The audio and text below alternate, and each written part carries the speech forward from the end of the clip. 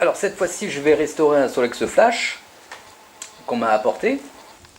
Alors celui-là, il possède une fourche à suspension, avec le bras de suspension à le ressort. Il est de fin 71, c'est un des tout derniers Flash. Là, il y a la boîte à outils. Bon, il a toujours le cabochon de première génération avec les deux pattes à ressort qui sont là. Donc voilà, cabochon qui est introuvable. Mais surtout, il a la particularité de posséder un antivol spécial que j'avais encore jamais vu. C'est sûrement une option à l'époque. Alors la clé est ici. Alors pour mettre l'antivol, il faut tendre cette patte là et hop, voilà. La clé est automatiquement éjectée. Voilà, c'est rudimentaire, c'est une clé en métal embouti. Et pour le rouvrir, hop, on réinsère la clé et hop, voilà. L'antivol est désarmé. Donc voilà, côté moteur. Bah, apparemment le moteur est grippé d'après ce qu'on m'a dit. Là il y a un ressort. Le phare, c'est le même phare que sur les 5000. Enfin, c'est plutôt les 5000 qui ont hérité du phare du Flash. Le garde-boue que je trouve horrible. Ouais, bavette. Bon, sinon, de ce côté-là, c'est similaire au 6000, carbu. Donc là, c'est un dernier Flash, donc il a déjà le carbu qui aura le 6000 après. La turbine. Le réservoir, apparemment, on dirait qu'il y a encore de l'essence dedans. C'est bizarre. Et voilà, un Flash dans son jus que je vais restaurer. Bon alors j'ai une mauvaise nouvelle, là je suis en train de vider le réservoir. Et en fait c'est de l'eau qu'il y a dedans. Le réservoir était plein de flotte, alors ça m'inquiète un peu. Parce que le moteur est grippé, j'espère qu'il n'est pas complètement bloqué. Alors j'ai démonté le moteur. Là, le moteur avec les bobines noires, donc c'est bien ce que je dis, c'est un des derniers Flash, c'est déjà le moteur 6000 presque. Oh putain, la bougie elle est même pas vissée à fond, il y a de l'oxydation comme c'est pas possible. Oh là là. Alors ça m'inquiète un peu, il y a de l'oxydation dans la bougie, j'arrive pas à voir. Voici l'état du pot d'échappement. J'en ai pas trouvé d'autres sur internet. Je crois que je suis bon pour découper de la tôle. Bon bah voilà, le Flash est déjà complètement dépouillé. Enfin quasiment. Les flancs sont là, les roues sont là, la béquille est là, et tout le reste est là. Bon bah voilà le cadre du Flash, nettoyé. J'ai décapé la peinture à l'acétone. Avec un chiffon doux, on passe l'acétone sur le cadre, ça enlève la couche de peinture qui avait jauni avec le temps. Ou alors il y a 2-3 trucs que j'avais pas démontés, comme les leviers de fourche. Je vais pouvoir passer au remontage. J'ai déjà remonté la béquille. Bon alors le remontage est assez similaire au 6000, mis à part la fourche avant qui change. Voilà, le remontage a commencé. Alors contrairement au 6000 où j'avais un petit peu galéré avec le porte-bagages arrière, vaut mieux déjà remonter les panneaux latéraux avec les tringles sur les longerons. Idem de ce côté-là, en y mettant le frein. Là, on peut déjà remonter le support d'ampoule sur cette plaque-là. Alors, pour le remontage, on commence par fixer le premier longeron au caisson en mettant la première vis ici. Ensuite, on va prendre le réservoir. On n'oublie pas la tôle et on va venir le faire glisser ici. Voilà. Ensuite, on prend le deuxième longeron qu'on va faire glisser sous le caisson et comme ça le réservoir est bien stabilisé. On prend la vis qui est là avec la petite patte là derrière. Ensuite, c'est l'ensemble béquille avec la vis la plus longue et on va installer l'ensemble béquille à l'intérieur du réservoir comme ceci. Et on va venir mettre la vis la plus longue ici. Voilà ce que ça donne. Ensuite, on prend le montant de selle. Le montant de selle est en place. Et on va mettre la vis la plus courte ici. Ensuite, on va passer le faisceau électrique entre le réservoir et le longeron. Le fil électrique ressort ici. Et on va l'enrouler autour de l'entretoise. Ensuite, on va remonter le reste du porte-bagages. Donc, on a besoin de tout ça. Voilà, donc là, il faut quasiment tout remonter en même temps. On peut remettre déjà cette vis là, les vis du bas, et avant de remettre les deux vis là, on va venir remettre la selle. Et une fois que cette vis là est remise, on peut remettre les deux vis d'ici avec l'écrou et le bloc écrou et on obtient un cadre de flash, sans oublier de remettre les supports de pompe. Ensuite on passe le fil électrique sous les entretoises, on le passe dans le trou et on vient le connecter aux portes ampoule arrière. Alors le fil rouge c'est la masse. Bon, j'ai remis la roue arrière provisoirement, le pédalier, on va pouvoir remonter la fourche, un roulement sur la cuvette du haut, un roulement sur la cuvette de la fourche.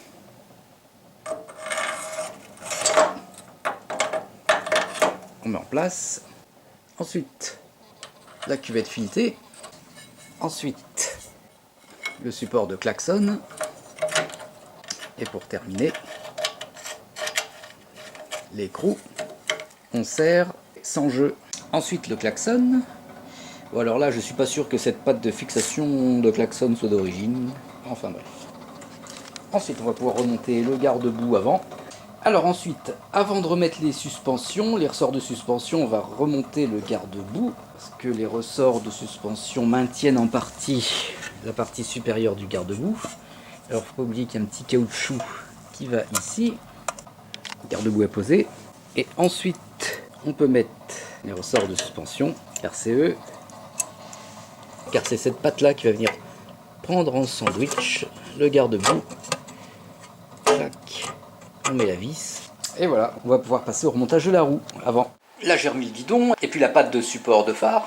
Ensuite on peut remettre les poignées et le décompresseur. Ensuite on peut remettre en place le phare et le bouton de klaxon. Bon, alors je vais rétablir une erreur que j'avais fait sur les deux Solex 6000 que j'ai restaurés précédemment. Quand je les ai eus, ils avaient tous les deux le frein arrière à gauche, donc j'ai remis le frein arrière à gauche. Alors que sur les Flash et les 6000, ils avaient tous les deux le frein avant à gauche et le frein arrière était couplé avec l'accélérateur. Donc je vais remettre comme c'était. On va donc remonter le frein avant à gauche. Donc on passe la gaine dans le guidon qui passe dans les ouvertures du support de klaxon et la gaine passe à l'intérieur du ressort de suspension et elle va venir ici. Voilà, et pour ceux qui cherchent les dimensions, cette gaine là est fait 1,10 m. Ensuite, pour la gaine du frein arrière, qui se trouve donc à droite, donc la gaine passe là, dans l'encoche du support de klaxon, qui va dans le caisson à partir du trou du haut. Voilà, la gaine est là, et il y a cette petite patte qui s'insère dans la petite fente du longeron. Voilà, comme ça, en fait, elle se met par le dessous, le câble va dedans et le câble passe derrière le réservoir. Ensuite à l'arrière, c'est pareil que pour le 6000, le câble ressort sous la poulie, on va lui faire un tour de poulie, le refaire passer à l'intérieur du longeron et le faire ressortir par le trou de la patte. Ensuite le ressort avec la petite rondelle crantée et finir avec un serre-câble. Voilà ce que ça doit donner. Alors avant de serrer le serre-câble, on va déjà s'assurer que la poulie se trouve dans la bonne position. Alors il faut jouer avec la tête de la vis qui se trouve de l'autre côté derrière pour avoir l'écrou de serrage du câble en haut quand les mâchoires serrent le disque. Voilà, et une fois que ça c'est réglé, avant de serrer cette vis là, on peut serrer le serre-câble et tendre légèrement le ressort en lui laissant une marge de compression. On va pouvoir régler la poulie. On va tourner la poulie dans le sens inverse des aiguilles d'une montre jusqu'à ce que la roue soit bloquée. Et on va desserrer très légèrement jusqu'à ce que la roue soit libre. Et là, on peut serrer définitivement la vis de blocage du câble. Et le frein arrière est réglé. Ensuite, on passe au câble des gaz. Donc il suit le même chemin que le câble du frein arrière.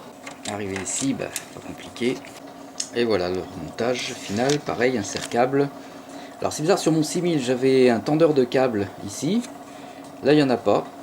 Il n'y a pas de patte vis non plus dans la patte ici. Donc on fait bien le réglage avec les gaz au maximum.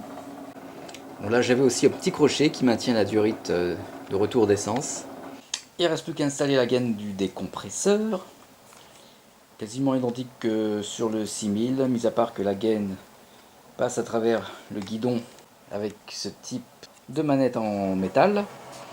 Et sur la poutre, pareil, une petite patte de fixation et le câble passe à l'intérieur de l'ouïe. Et pareil, il y aura un serre-câble ici qu'on installera une fois que le moteur sera installé. Bon bah voilà, je vais pouvoir passer à la restauration du moteur. Ah oui, alors j'avais prévu de remettre un jonc de cadre sur le caisson. Ce genre de jonc de cadre, c'est pas super parce qu'en fait à l'intérieur il y a une colle et cette colle, eh bien, elle fond avec la chaleur du caisson. Ça se voit sur mon 6000, la colle du jonc elle fond et elle coule sur le réservoir. Donc ça c'est pas génial par contre. Il faudrait trouver un jonc de cadre qui tienne sans colle quoi. Bon bah maintenant on va passer au moteur. Bon, je ne referai pas de vidéo complète sur des montages moteurs, il faudra regarder celui du 6000. Il y a très peu de différence entre le moteur flash et le moteur 6000. Donc voilà, le moteur flash il n'a pas la grosse entretoise qui protège la courroie. La deuxième différence normalement c'est qu'il ne possède pas de roulement de ventilateur. On regardera ça tout à l'heure. Je vais commencer par regarder l'état de la pompe.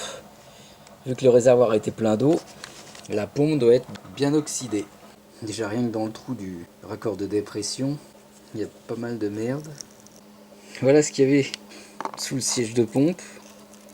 De la bonne rouille. Des chips de rouille.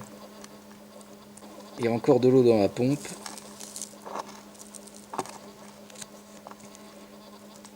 Il va falloir que je l'ouvre. J'ai démonté le rupteur. Aïe aïe aïe. De la rouille sur le vilebrequin. Le rupteur rouillé. Les vis platinées étaient fusionnées. Voilà, j'ai enlevé le stator. Et ce premier roulement, le roulement de stator, est complètement bloqué. On enlève la courroie. Et le ventilateur. Ouais, alors c'est bizarre, moi j'ai déjà des roulements. Ça doit être un des derniers flash. Démonter le rotor. Et de la rouille sur les patins d'embrayage et dans la cloche.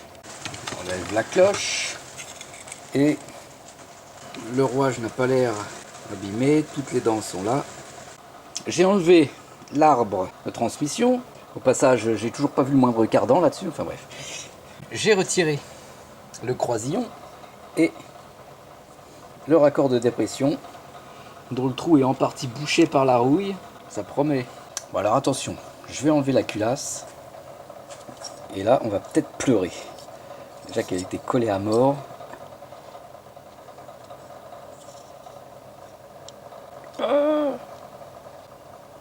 Ça, c'est magnifique. Ah! Bon. C'est de la calamine, ça? C'est pas en chips. Bon, j'ai l'impression que c'est que de la calamine. Pas très beau à voir, mais je pense que le piston est sauvable. J'allais démonter le couvercle. Et là, je viens de voir une belle surprise.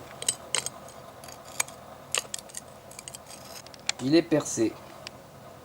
Bon. Attention.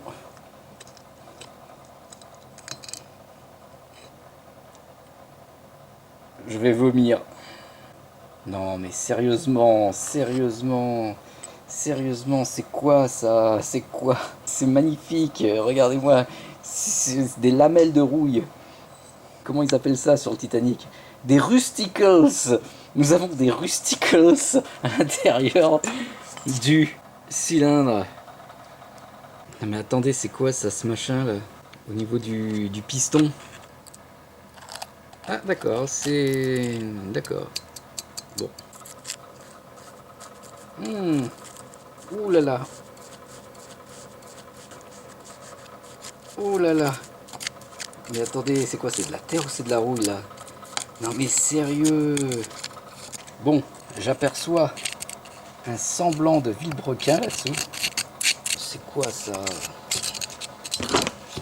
Comment on peut laisser un moteur comme ça? Bon, Il va y avoir du boulot de dérouillage, mais no commentaire. Bon, j'ai pu dévisser la vis de maneton et sortir ce magnifique cylindre. Regardez-moi ça. Bon, on avance. Prochaine étape, le vilebrequing. Regardez-moi ces croûtes de rouille. Bon, alors là, tout s'est un peu disloqué en sortant le vilebrequin du carter moteur. Normalement, ces deux plaques-là, elles sont un peu chiantes à enlever. Là, elles sont sorties d'un coup. Le roulement entre les deux rouillé. Le vilebrequin rouillé, mais ça c'est rattrapable. Bon, ben finalement, c'est très impressionnant, mais c'est peut-être réparable. Bon, maintenant, je vais tenter de faire sortir le piston du cylindre. Alors, c'est vraiment pas gagné parce qu'il m'a l'air vraiment bloqué. J'ai fait passer la nuit au congélateur. J'ai mis ça pour éviter d'appuyer sur la partie bombée du piston. Bon, j'ai chauffé à mort, j'ai pressé, ça ne veut pas sortir. Je vais essayer une deuxième technique. Vu d'ici, il y a de la gangue de rouille à l'intérieur. Bon, je vais me mettre dans les ultrasons. Aux ultrasons pendant 1 heure, en espérant que ça décolle un peu le cylindre. Victoire, miracle! Après 3 sessions de frigo chalumeau, le piston s'est décollé. Il a descendu de 2 mm. Il a fallu que je chauffe au chalumeau à mort. Bon là, il a fallu que je trouve une technique particulière pour sortir le piston de l'intérieur vers l'extérieur. Un axe dans la bielle, pouvoir pousser par la bielle à la presse, comme ça, et le piston est en train de sortir millimètre par millimètre. Je vais bientôt pouvoir sabrer le champagne.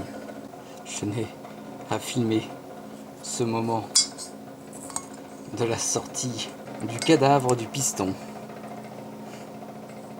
Et de la bielle aussi, parce que la bielle, elle a plié sous la presse. Bon bah voilà, j'aurais passé que 2 après-midi et demi à sortir le piston. Maintenant je vais regarder si le cylindre n'est pas trop rayé et pas trop mort, s'il est récupérable, parce que ça c'est pas encore gagné. Bon et ben voilà, après un bon coup de rodoir, le cylindre est paré. Il n'y a pas de grosses rayures, il y a quelques marques vers le fond, mais c'est là où les segments ne travaillent pas, donc c'est pas trop grave. Bon bah finalement l'intérieur de la pompe est très propre. Bon, là je vais démonter la boîte à air parce que le filtre il se balade à l'intérieur. Alors c'est pareil, il y a plein de versions de boîte à air là-dessus. Sur les premiers flashs, il est en métal. Là, il est en plastique agrafé. Sur mon 6000, il est en plastique collé, c'est même pas démontable. Voilà, donc là c'est pratique, c'est démontable. Donc voilà le filtre qui est tenu avec un ressort. Alors ça fait plusieurs fois qu'on me demande la liste complète des joints et roulements pour le moteur Flash ou 6000. Alors on commence par un roulement. Le roulement de vilebrequin, c'est le 6204. Bon, une membrane pour la pompe. Bon, alors ça c'est le roulement de Stator. C'est le numéro 6201. Ensuite, le joint SPI du palier de roulement vilebrequin. Alors les dimensions c'est 20 multiplié par 30 multiplié par 4,5. Ensuite, là on a du joint corde. Alors c'est vendu au mètre. Ça va à l'intérieur du carter moteur dans la gorge ici et ici des deux côtés. Alors le joint corde il fait 3 mm de section. Pour un moteur 1 mètre ça suffit largement. Ça c'est le joint torique du couvercle moteur, il y en a juste un. Alors les dimensions 3 mm de section et 61 mm c'est le diamètre intérieur. Ça c'est le joint à lèvres qui se situe au niveau de l'arbre de transmission. La dimension 20 mm multiplié par 26 multiplié par 4.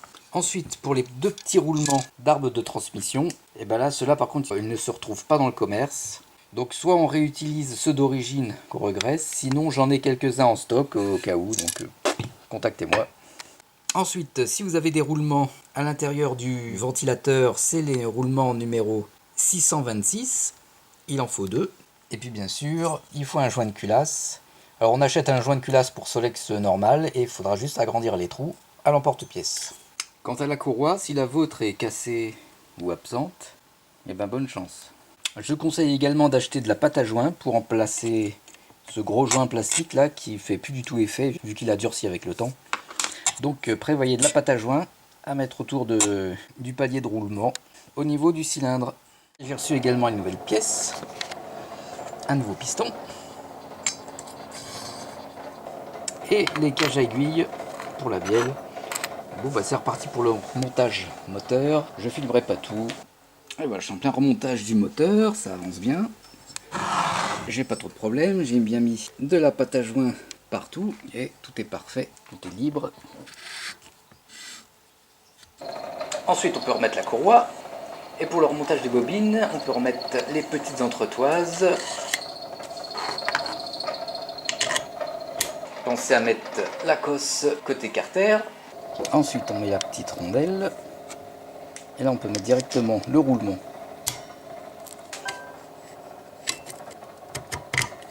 Ensuite bah, c'est simple, une entretoise ici et une vis avec une rondelle. Voilà, j'ai terminé la restauration du moteur, remis en place dans le caisson, j'ai remis son pot d'échappement, j'ai remis la durite d'origine et c'est parti pour le premier démarrage. Waouh! On la retourne.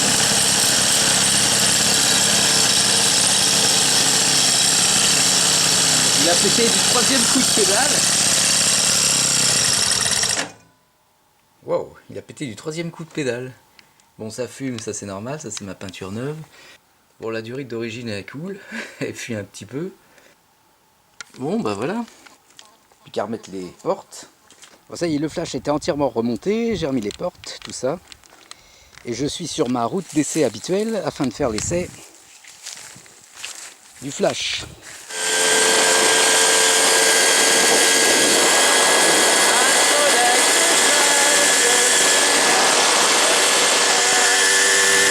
Bah voilà un petit flash de restauré. Oui, je sais, j'avance pas là.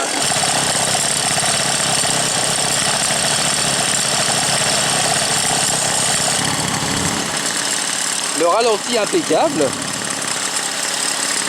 Tout est impeccable. Lumière, klaxon.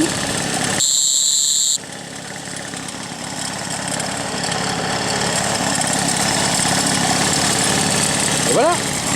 Encore un flash qui roule.